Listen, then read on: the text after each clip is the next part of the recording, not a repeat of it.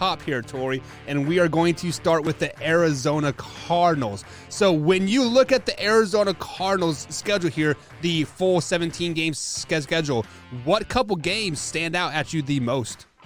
So, one, that division is probably the best division in all of football.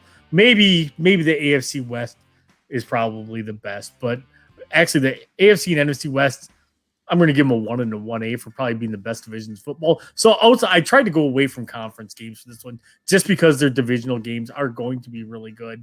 Right. Basically are going to be coin flip games all year long.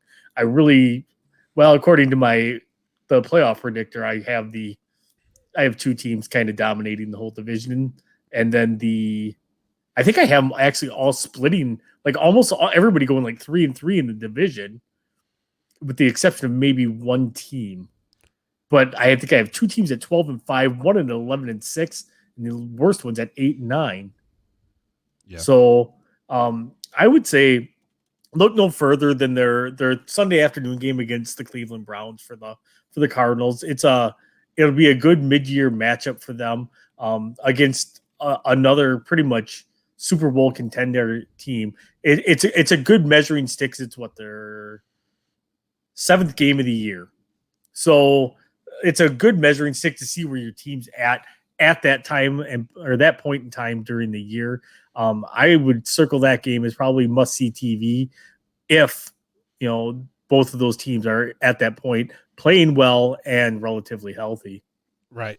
So one game that I have circled here early in the season is that Week 8 matchup when the Green Bay Packers come into town, because I had the Green Bay Packers going 10-7, and I actually have the Arizona Cardinals going 9-8 this season. So I do have the Cardinals winning this particular game, but if they lose this game versus the Green Bay Packers, I could really see their season going downhill really, really quick, because after that they play a division rival in the 49ers. They and then they play a much improved Carolina Panthers team as well, and then they play another division foe in the Seattle Seahawks at the 12th man. So if they were to drop that game versus the Packers, I could see them dropping 4 games in a row easily going into the bye week there. And if you drop 4 games in a row, I have them that would be 3-7 going into the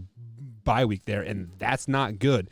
That is not going to get you into the playoffs in the NFC. Struggling at a 9-8 record there. So. And then there's one other game that I have circled later in the season, and that is the Dallas Cowboys game. Yes, people are saying the Dallas Cowboys aren't going to be very good. They are always very good on paper, but it never translates over into the actual field. But this year, I think the Dallas Cowboys are going to come out and they're going to execute. And I think the Cowboys kind of have revenge on their mind from last year when the Arizona Cardinals came into Texas State Stadium on Monday Night Football and they waxed that ass. So this is kind of like a revenge game for the Cowboys almost. But I do have the Cardinals winning this game. So Tori, besides that early season game, are there any other games that really just pop out at you and say, hey, I need to watch?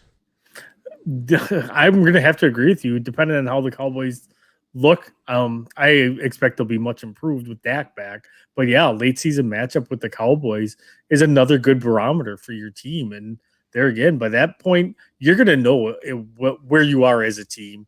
You are going to know, are we going to the playoffs or are we not?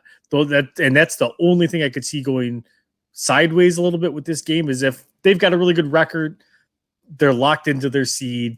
It's at no point does it make sense for them to play their starters.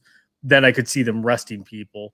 But if they're fighting for something, that's going to be a good late season matchup for them. Yeah. So I know you said that the Packer game too. Man, have you ever seen what happens when the Packers go to Arizona?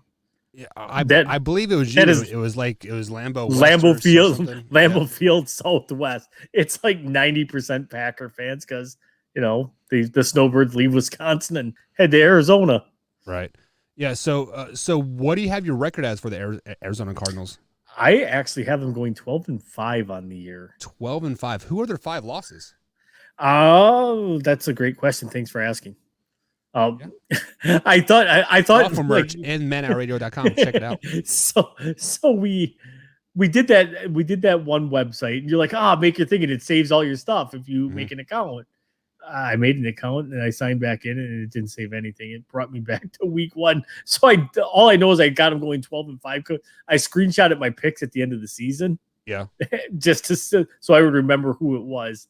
So I think I have them losing at the Seahawks. I think I have them losing at the Rams. I have them losing at Dallas. I believe I have them losing to the Browns, and then I do believe I have them losing to the Packers. And then you also said you had them splitting every game in the division, right? Yeah, and I'm thinking that's what I did. Yeah. Basically, I had them like I had them winning the home games and losing the road games. Yeah, and then I actually had them going 2-4 in the division, getting swept by the Rams. So something about that Rams team just has me really, really intrigued this season. So I am picking a lot of Rams wins, but I do have all the home teams winning as well. I do believe in the division. Yeah. So one game that I think early in the season that is going to be a huge measuring stick is probably that week one matchup versus the Tennessee Titans. The Tennessee Titans are historically known for that great running game, run down your throat. King Henry 200 plus yards every game. Let him touch the ball 25, 30 times a game. But the Cardinals defense, they added J.J. Watt and they drafted really well as well. Do you think this will be a measuring stick for that defense in that week one matchup, or is it still too early to tell after that point? I think it's still too early to tell at that point, just because I see the Tennessee Titans being a huge team for set up for regression this year. I think I have them picked to go like 7-10 this year. I just don't. I don't see all the hype. I think Ryan Tannehill has played out of his mind the last 2 years. He had one good year when he's in Miami, but there again, it could be a whole system thing. But I don't see it. I think that they're going to realize that losing Corey Davis was a bigger hit at receiver for them than what they really realized, because it's been a team that has struggled to find a good receiver, and they finally got AJ Brown, and then they had Corey Davis, and now they lost Corey Davis. So I think this is a team that is set up to really struggle.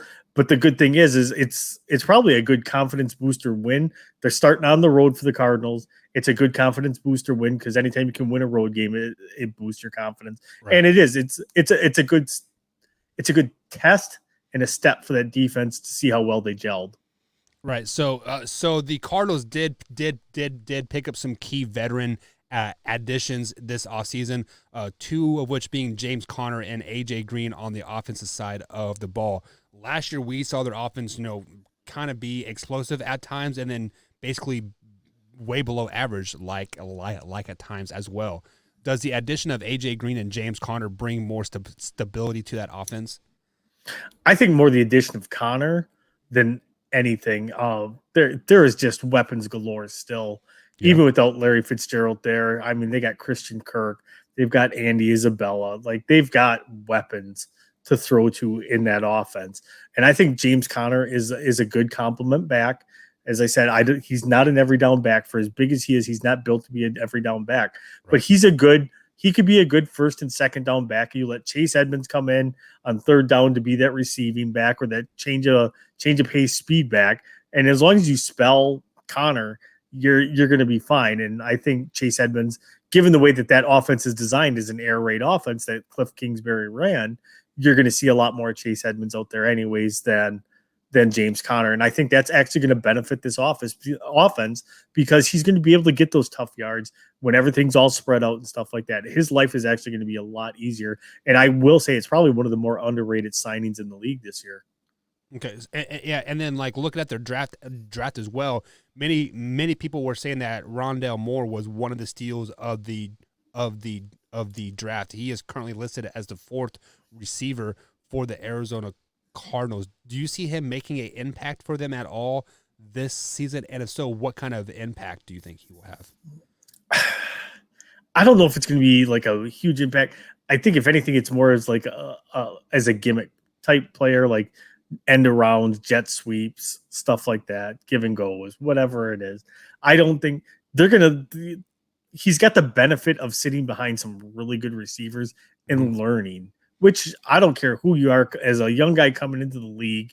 That is never a bad thing. As much as you're itching and you want to be out there and you want to be playing and you want to be helping your team win, watching some of these guys that have been there for a couple of years and know Right. what they're doing is immeasurable because it instills that work ethic into you. And so that's where I think like the AJ Green signing is great, because I'm guessing they're probably guessing Fitz is not coming back. Yeah.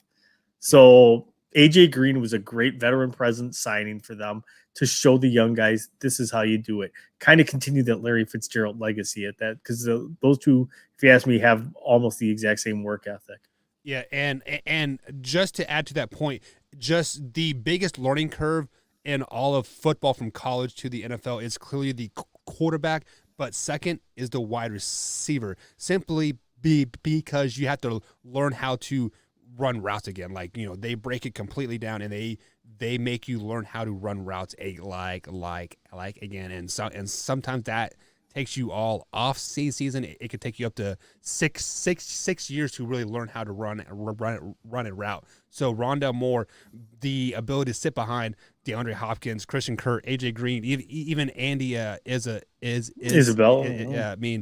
like it is a great thing for them. So you have them going 12-5 on the season, correct? I do. And then I have them going 9-8, 2-4 in the division as well. So we will see where they fall, as we go through the